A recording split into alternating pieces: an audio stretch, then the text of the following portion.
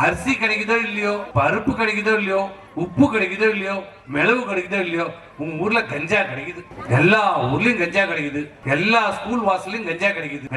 கஞ்சானா முன்னெல்லாம் வெறும் கஞ்சா சொல்லணும். இப்ப விதவிதமா சொல்றான்.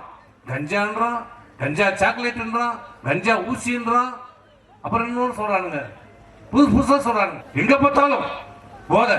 இதுதான் இந்த அரசுடைய சாதனை. இதனால என்ன ஆச்சு? எங்க பார்த்தாலும் கஞ்சா விற்பனையால என்ன ஆச்சு?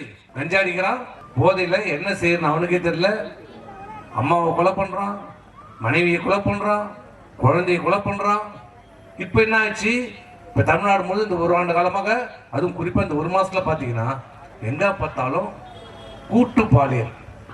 பாலியல் சொல்றது ஒரு மரியாதையா கொஞ்சம் இதுவா சொல்றது. கூட்டு கற்பழிப்பு.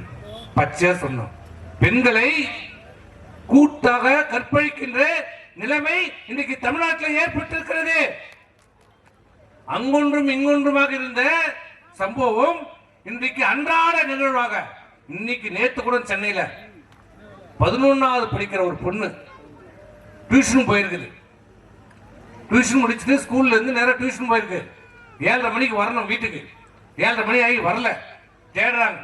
டியூஷன்ல போய் கேட்டா 7:30 மணிக்கு முடிச்சு வீட்டுக்கு போயிடுச்சு. 9 மணிக்கு அந்த பொண்ணு வருது. உடம்புல துணி எல்லாம் கிழிஞ்சு போய், உடம்பெல்லாம் ரத்தம், உடம்பெல்லாம் காயம்.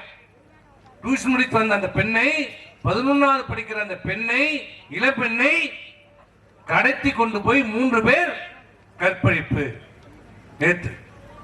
நேத்து நடந்திருக்கிறது.